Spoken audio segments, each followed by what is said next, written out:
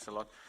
And thanks a lot, Jackie, for this very nice introductory words. By way of introducing, my name is Boris Erg, and I'm IUCN Regional Director for Europe, IUCN, which stands for International Union for Conservation of Nature, and it gives me a real pleasure to moderate this session. Time is of essence. Altogether we have a 45 minutes, but it's a very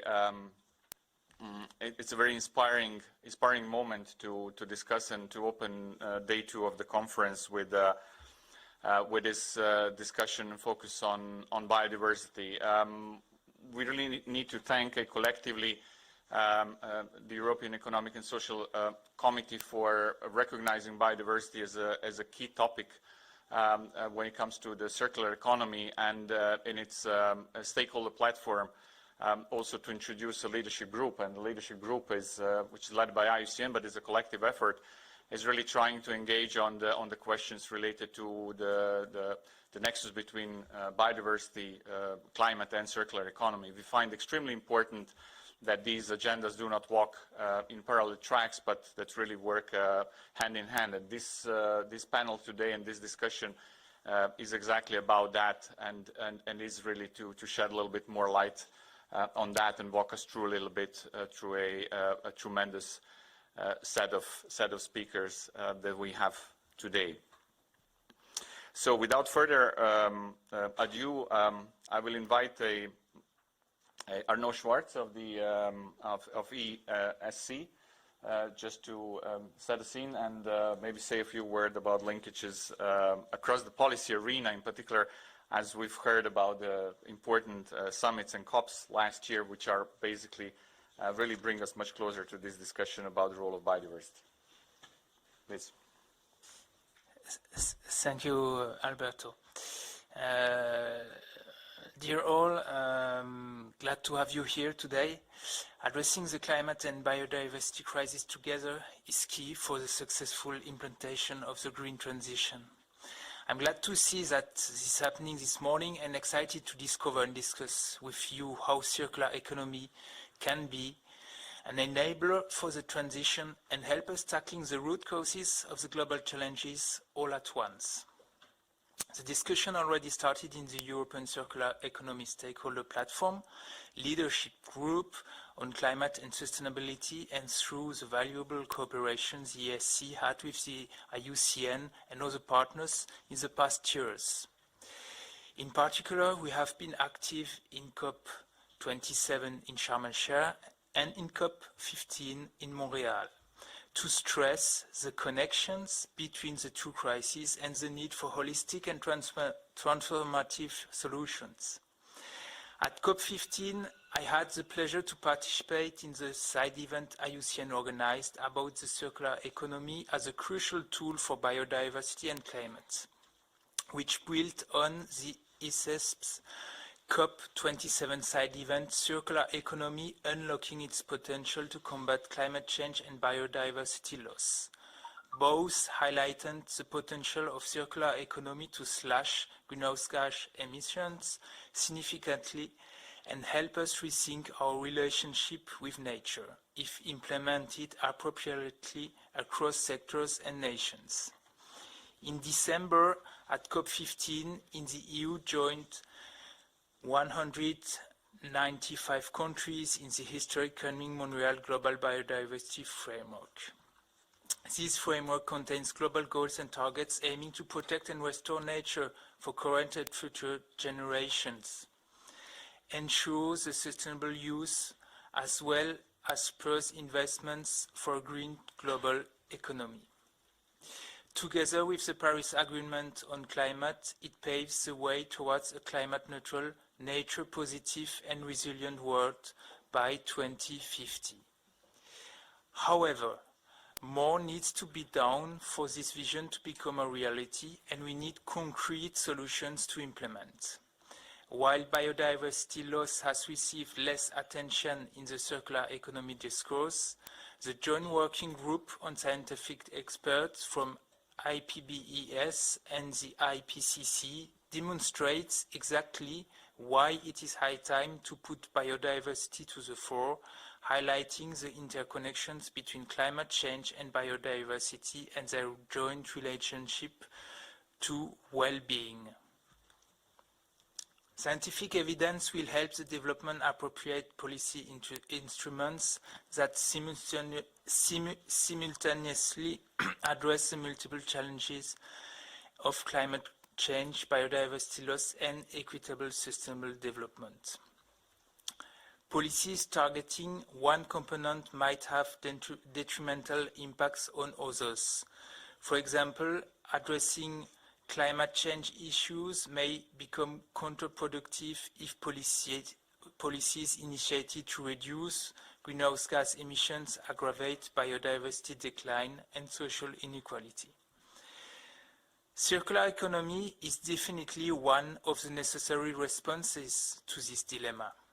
We need to develop and strengthen synergies across the circular economy community to foster affordable and scalable solutions that can benefit the local and regional economies and increase their resilience and autonomy. I am sure we will be able to continue this work together today. Thank you, Arnaud, very much, and thanks really for stressing the importance of policy alignment and the work that is required there. We heard some of the really striking numbers. We know them about how much nature contributes to GDP and in the same time how much we deplete natural resources. So therefore, it's really important that we do look at these things very, very holistically.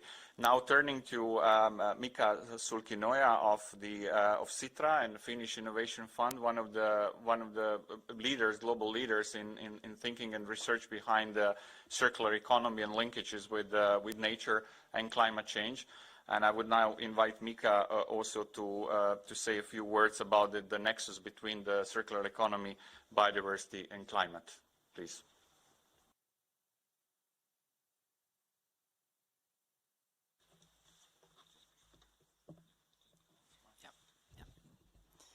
Thank you very much for this opportunity. Indeed, previous speakers have already elegantly framed the nexus between these global challenges and circular solutions in the toolbox we have to address these global challenges. My intervention relates to biodiversity, and perhaps to add what, for example, Elin, our Swedish colleague from northern Sweden, said about the connection of nature and GDP, I would add that biodiversity loss is also a direct threat to human well-being and our health. Our health is dependent on the services from nature that purify water, control pests, and store carbon, and also reduce the likelihood of new zoonotic diseases like COVID-19.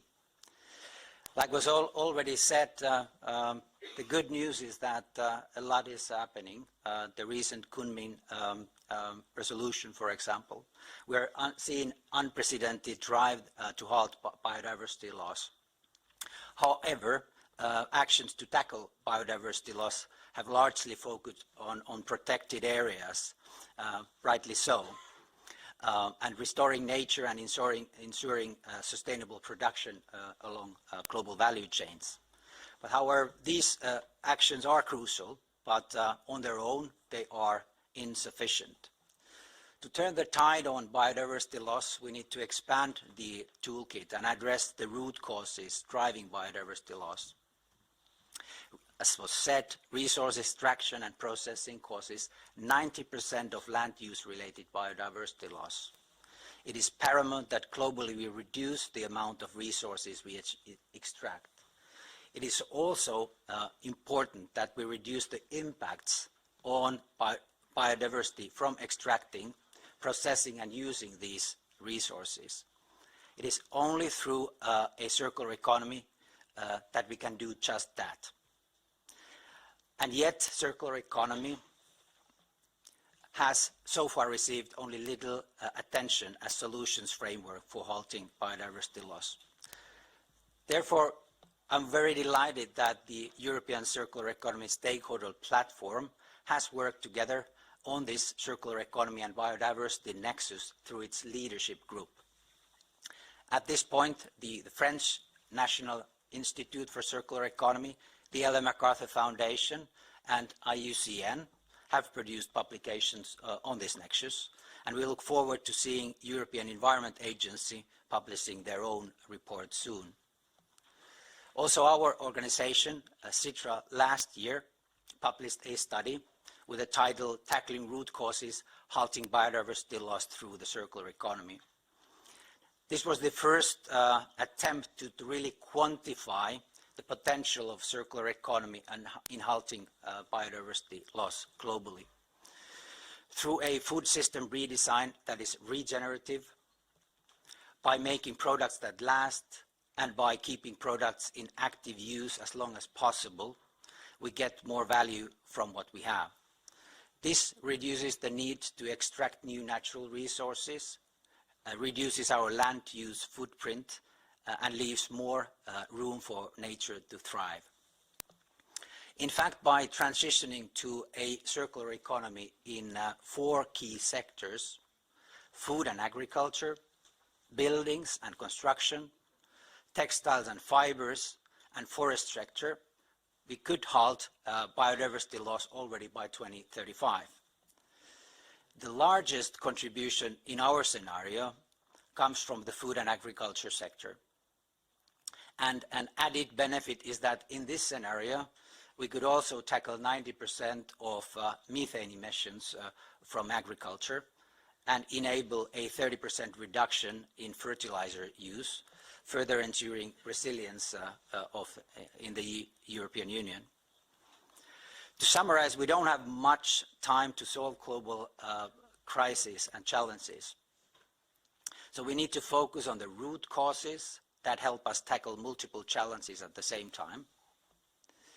This year, the World Circular Economy Forum, WCF 2023, in Helsinki in the end of May, aims at building the momentum for nature-positive future by compiling a very focused and practical agenda to demonstrate that this is indeed possible.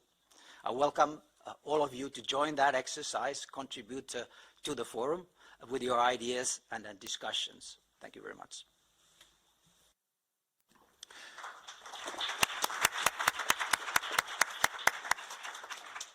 Thank you very much, Mika, and thanks also for CITRA being at the fore of understanding what are the interrelations between a circular economy, development patterns, and of course nature and extraction of natural resource, and then implication that it has on nature and climate. So it's extremely important the work you are doing. Now we'll try to make it a bit more. This is a great segue to the next part of the introductory session, and will be intervention from DG Environment. But before we get there, policy making is extremely important. But let's just take a quick pulse through the online platform, which should appear on your screens on Slido. I hope that it will work better. We heard there were some glitches yesterday. So essentially the question is on how clear is the connection between the circular economy and biodiversity and climate for you. So there should be a scale from 1 to 10. And I just hope that the system works, yeah? So we'll have a couple of minutes for this to go through the online application, through the QR code, and try to answer this question just to see what is actually our understanding of the relation between the circular economy, the way how it works, and what kind of impacts it has on nature and climate, and then on the other hand, how that the change of mindset and change of processes and operations can contribute to nature conservation. I just hope that the system works. Yep, that's good.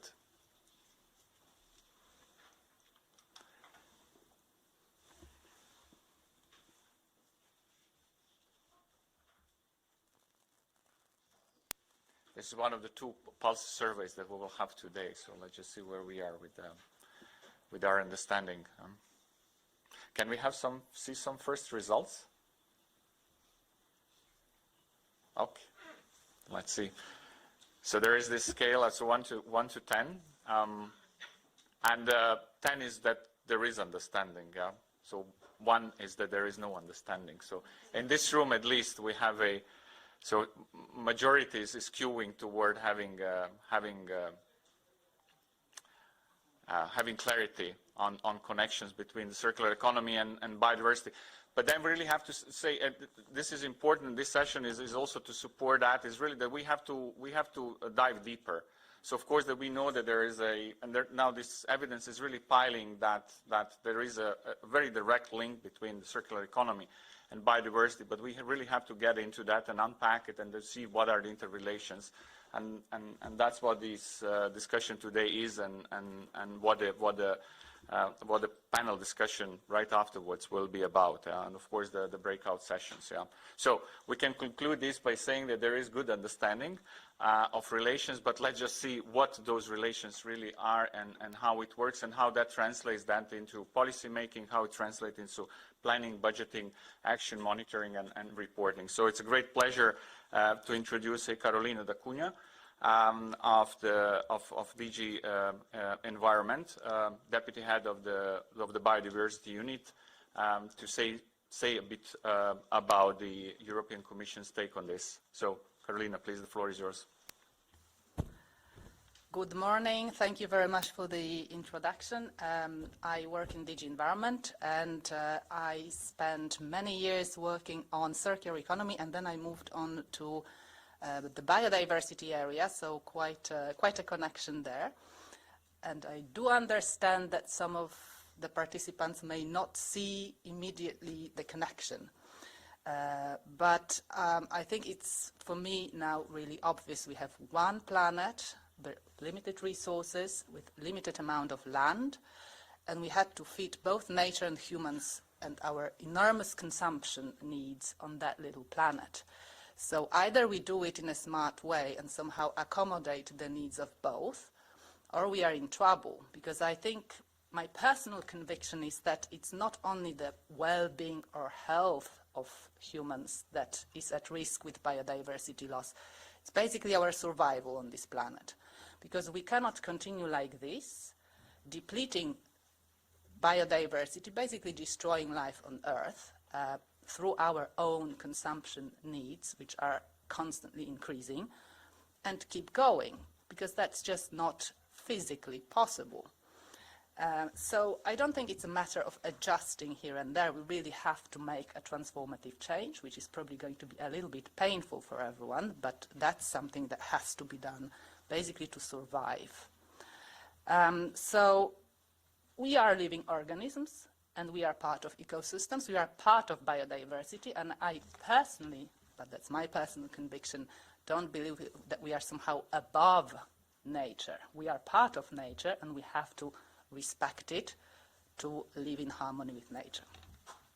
And of course, we cannot ignore the big trends which are there, and the global consumption of materials such as biomass is really, really increasing. Fossil fuels, metals, minerals consumption is expected to double by 2060, and we are already losing biodiversity at an alarming pace. So if we double this consumption, that we can just imagine where we're going to end up. So already now the current unsustainable models lead us to consuming more and more of our resources, and we are consuming more than one planet at the moment, at the current pace. So the biodiversity loss, as confirmed by many studies, is really alarming. It's increased over decades, and the three biggest threats to biodiversity are land and sea use change, climate change, and then unsustainable over-exploitation of natural resources. So these are the key drivers. And there, of course, circular economy is a key solution to address those drivers. And circular economy is a model where nothing is wasted.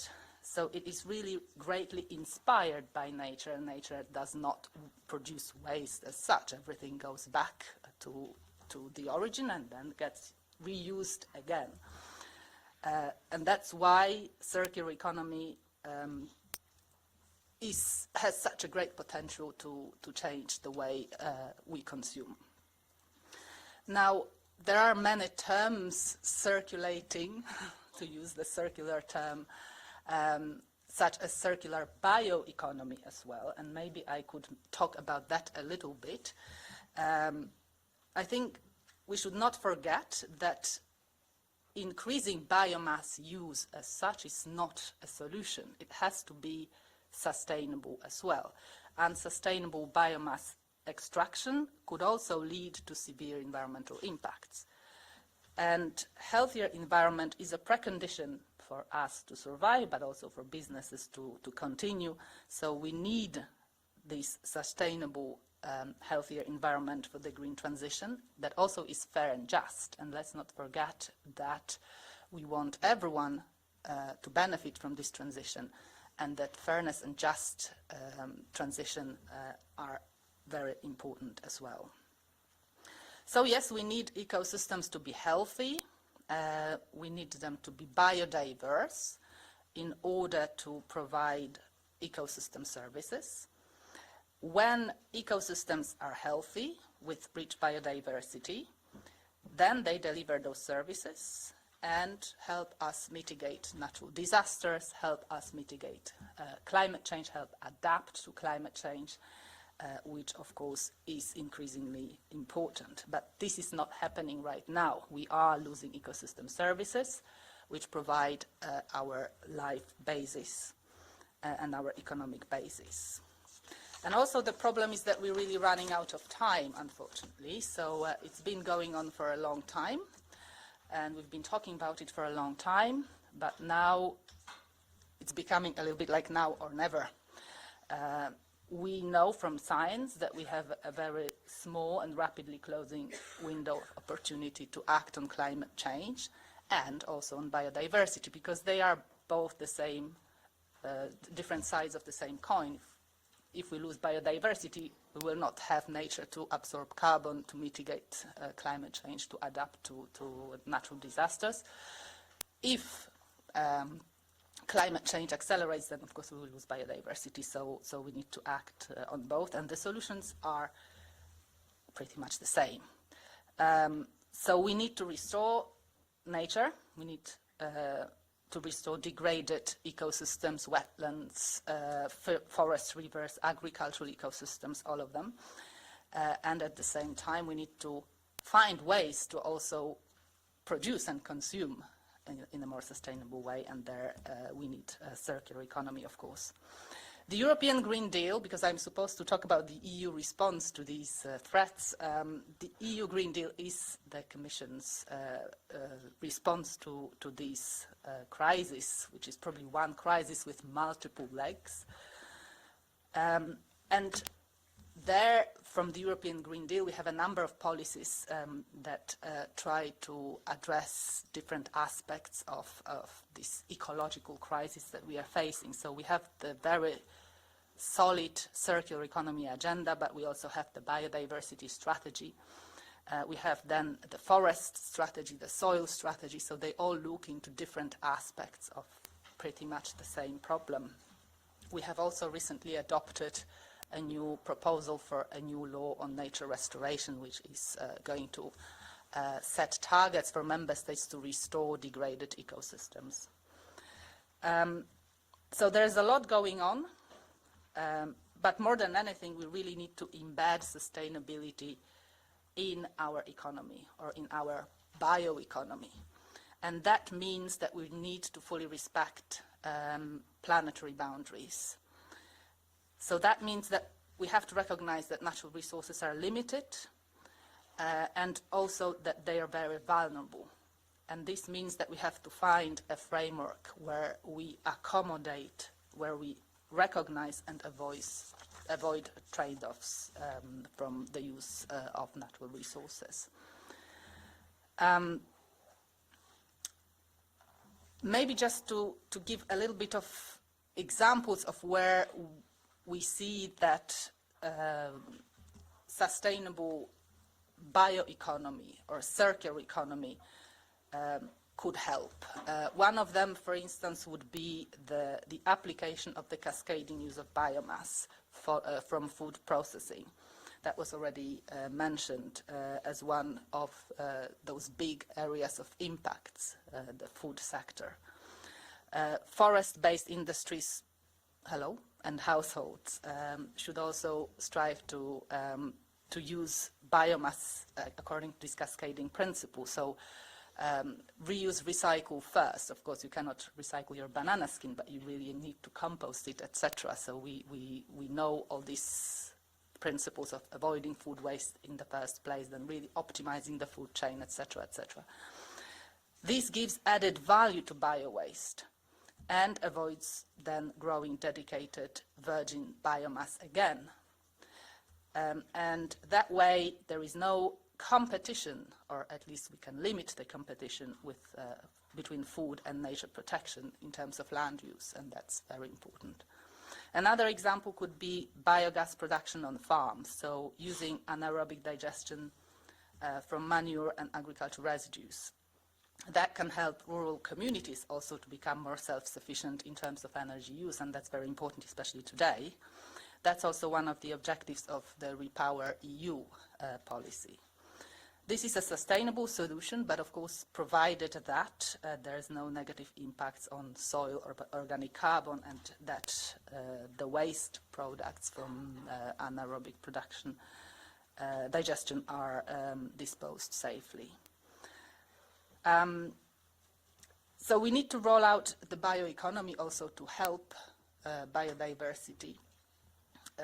We need to stay in line with the targets of the Fit for 55 package. That's all linked together. We need to also stay closely within the conservation and restoration goals that were adopted in Kunming, Montreal, within the new global biodiversity framework. And of course, I'm not saying that it will always be easy.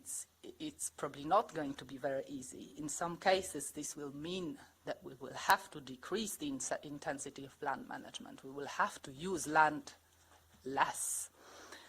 In other cases, we would need to increase the intensity of ecosystem restoration. And that would also have impacts on the way these ecosystems, be it forest or agricultural or urban, are used today. So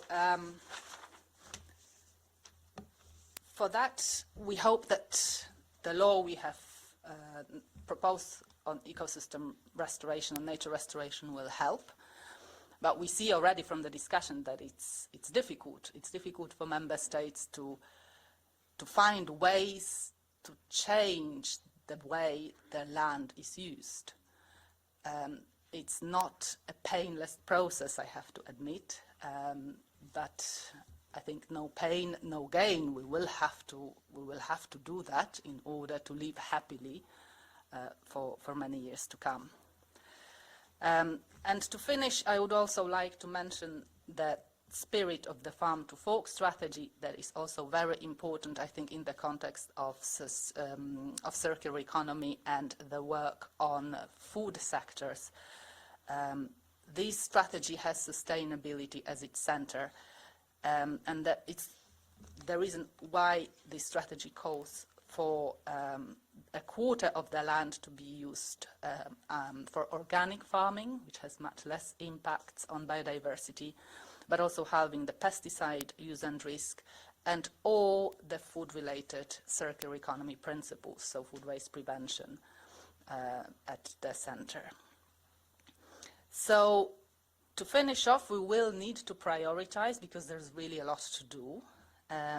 But there are many people on the planet. There are multiple demands on land and on biomass. And we have limited supplies of both land and biomass. So we need to be very clear in our minds about the priorities that we should take. And for that, circular economy can give us a very strong guidance. So I would really like to listen to your reactions also today, and to see how you perceive this agenda, which I believe in my head is very much interconnected. Thank you very much.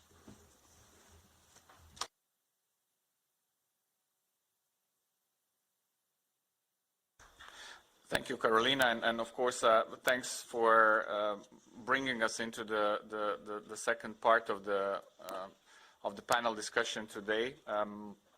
And a big thanks to all the panelists for really kind of introducing the issues at large and stressing that things are not just black and white, that it's rather complex, that the change is needed, and that change has to happen now, and has to be well thought through. But it has to be very, very done in a very integral way. Yeah, so that's where we are essentially.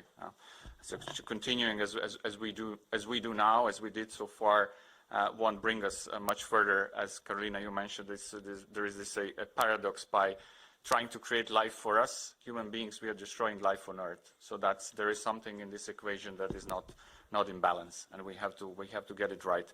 A great pleasure to introduce the panelists that we have that are going to be contributing to discussion in the second part of the panel discussion we are having today.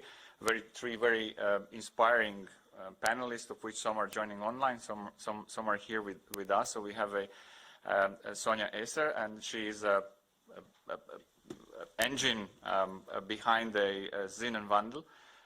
It's an operation that supports businesses for many years in really providing, advising on innovative solutions for their businesses and their operations, having the circular economy at the heart of thinking.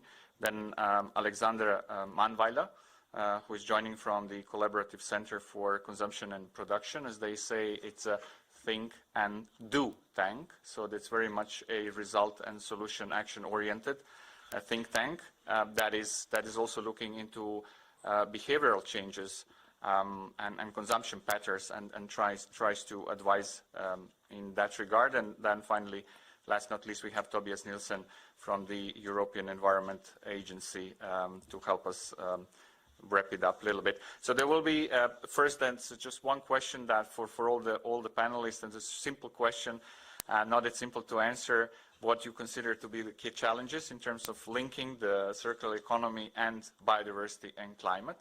And the word goes to Sonja. Thank you. Well, I often get asked, why is regenerate nature a circular economy principle? It's hard to figure out what this has to do with my business. And our relation with nature is old. And most of us have learned that nature is a storehouse of resources, and we are free to take whatever we want. It's like shopping in a supermarket without paying, refills guaranteed. And that's one of the key challenges, to get people and companies on board to accept a fundamentally different worldview of how we see nature. Within many discussions at the moment, we have this topic. Also, for example, in the ISO standards for circular economy, we have discussed very long that there is for all organizations the responsibility to protect and regenerate nature. Why is it important for all organizations? Thanks to Corona, we finally realized that our economies are embedded within a large living system, the biosphere.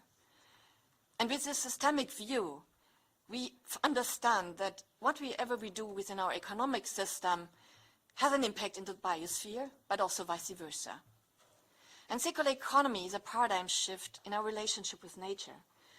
So when we think about how to design a product that can be composted and is positive for the soil, we leave behind the attitude of just take and think about how we can give back nutrients, how we can nourish nature, how we can be beneficial. And we can develop that nature positive attitude in whatever business we are doing. It's a bit difficult to develop that understanding, but we can do that if you look around at the living systems around us. When we feel the breathing of animals and plants, then we can stop seeing resources everywhere. Then we can more easily use life-centered design and ask ourselves, which sound system would the elephant prefer that is currently wading through e-waste paths in Africa? Or which construction would a hedgehog want? It might seem easier for those dealing with biological material, but effort is still needed to ensure that bioeconomy is not just an economy that uses organic material, but meets its word origin bio, which means life, by working with regenerative practices to be nature positive, and by using secondary materials and byproducts to become circular.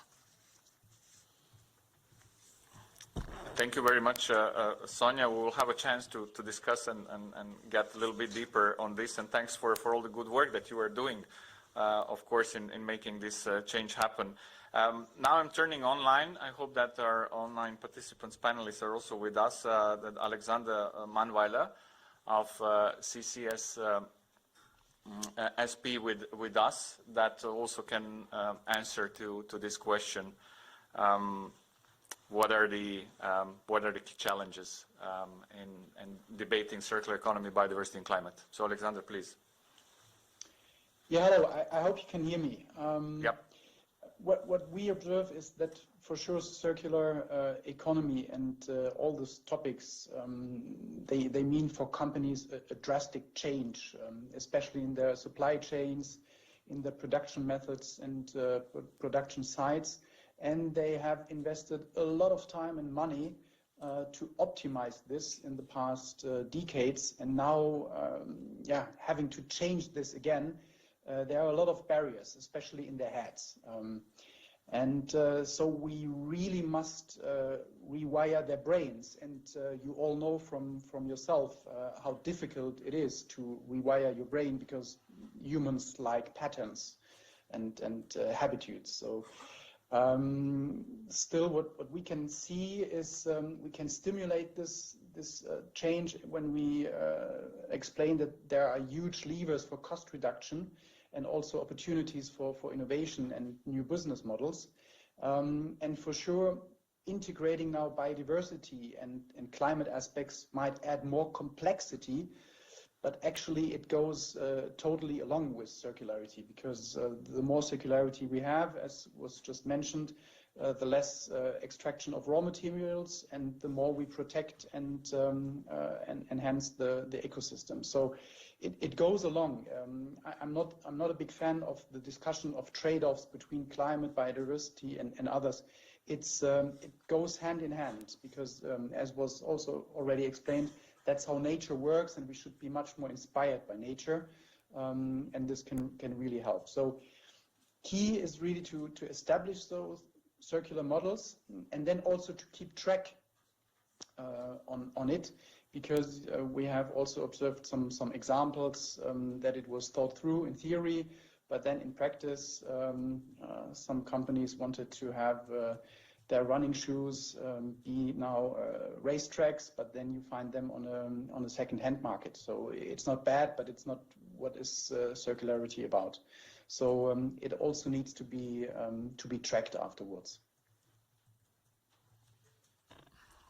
Thanks a lot for this. I mean, your insights are extremely important, because you work directly with businesses, and as mentioned also bringing that psychological dimension. So there's very practical, but there is also very psychological part of it, because we are human beings, and the way how we operate is both rational and emotional decisions. We will get back to that, and before going there, just a word, the floor to be given to Tobias Nielsen of the European Environment Agency with the same question on key challenges. So please, Tobias. Tobias is also joining online. Okay, thank you, and thank you for having me here. And I hope you can hear me and you can see me. Yeah. So circular solutions and their contribution to increasing our resource efficiency, waste prevention, and sustainable supply of resources are a prerequisite for achieving climate and biodiversity targets. However, to facilitate this, we need greater policy coherence. So circular economy needs to be a key part of climate and biodiversity reporting mechanisms and also policy making processes. Similarly, the aim of circular economy policies should not only be to make the economy more circular, but also to reduce environmental pressures through circular economy strategies. So we need to build bridges between circular economy, climate, biodiversity communities within the policy sphere, so greater policy coherence and a better understanding of each other's work will help enable possible synergies while also mitigating potential trade-offs. Thank you.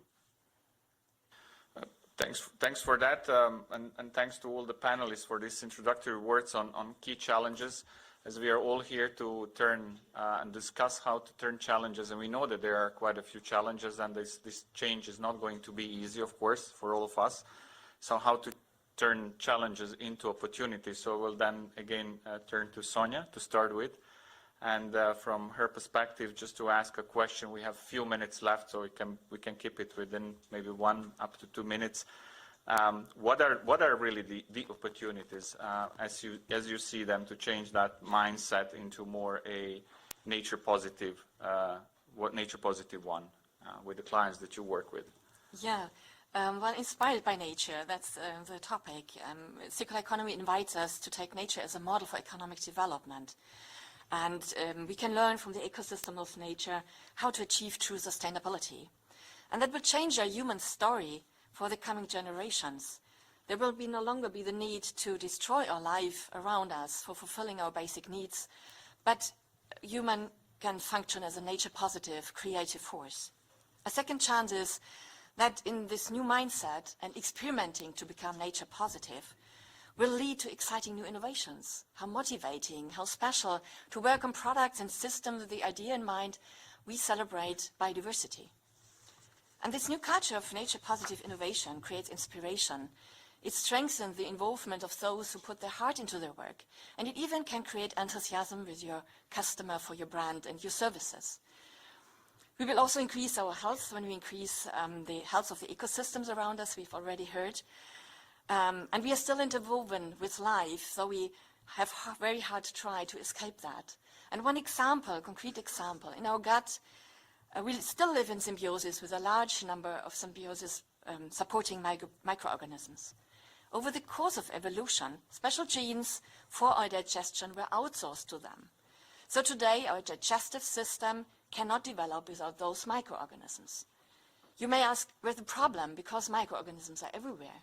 But those that are beneficial to us for our digestive system are especially abundant on native flowering plants.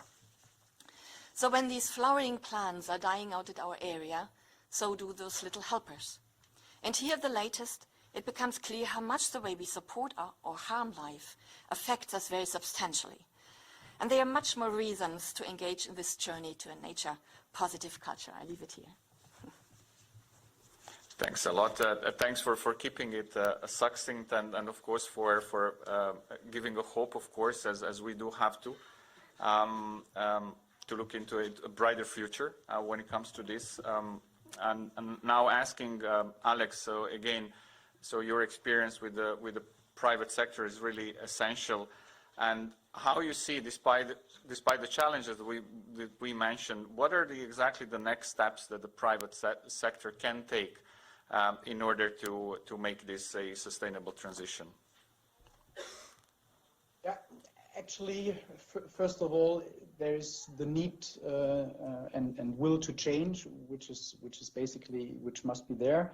But overall, there are many tools now around, because the private sector, they need support because they are overwhelmed with so many things on their plate.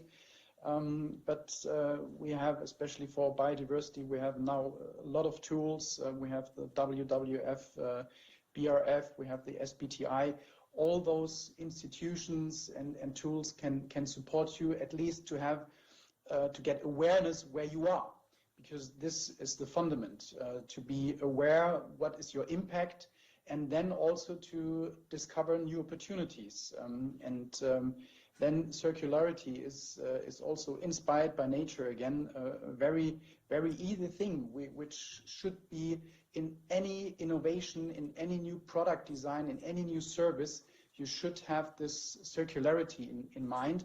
And I've done this in the various industries where I worked, and people love it. People love it because they feel connected to it. But then they discover a lot of barriers, and always short-term orientation then breaks this spirit. And this is something we all together need to change, because it can really be a great journey to discover all those potentials. And I see there's a momentum outside there currently with all the crisis we are going through, and people know that we must change. And yeah, let's work together on this. Thanks a lot for this. We all feel that there is a momentum, and it's never been like today, like now, that we discuss all these issues, that the nature is so much at the center of all these discussions. But of course, we all see that there are still some challenges in turning that into action. So my then very last question before we wrap up is to Tobias. Now looking at the policy arena, so what there needs to be done, and how policy making can really ensure that the circular economy is a solution rather than a challenge. So please. I think it's definitely part of the solution. So I think we need to look at these cross-cutting policies like the European Green Deal and really strengthen them. The ones where policy on circular economy and on climate change and biodiversity really come together. So I think the European Green Deal is a really good start for this, and we need to really build on that. I think also we need to look around and see all the multiple good examples that we find around Europe where companies or other actors really bring together circular economy, climate change and biodiversity, and really try to scale up these efforts, both sort of at a European level, but also at a local level. So more, bring together the policies and really trying to help scale up these already existing efforts that are out there. Thank you for this. And now we are drawing to a close. We have another Slido, and when we are doing Slido, also make some final remarks. So if we can have this second Slido on screen. So the question is, what would you consider the biggest challenge for the circular economy in addressing biodiversity and climate? So please join it, and actually by doing Slido also join this discussion, so that we have a broader view and take on how we see the challenges. But also very grateful to all the keynote speakers and panelists, not just shedding light on what needs to be done, but also really slowly moving into how to do that. And of course, then when we start discussing how to do that, then of course that we face some barriers, but that's exactly what the discussion is about, to see where the barriers are, that we can then overcome them. There is a lot of evidence, and thanks to many research institutes and organizations who are really building that evidence on relation, most direct relation, and how that to be translated then into policy and regulation. And that's what we are hearing, especially from the private sector, that there is an overwhelming a set of issues that they have to deal with, and that there is a need for clarity on that. And that's something that we working in the biodiversity sector, that we can really try to contribute with. So we see this a policy word cloud, that and policy is very high on that, and consumption. So I mean, this will cover the full cycle, from extraction to how we plan basically a production, from then extraction to production, then consumption, then waste, and it brings us back to basically how we change all those patterns in each of the steps along the cycle. So once again, a big thanks to all the speakers. A big thanks to you for being here, and also by being here, also supporting us, and somehow acknowledging that circular economy cannot go alone, that nature and biodiversity are very important to that. And also I invite Jackie. I think that Jackie is coming back just to say a few words about what comes next. Thanks a lot.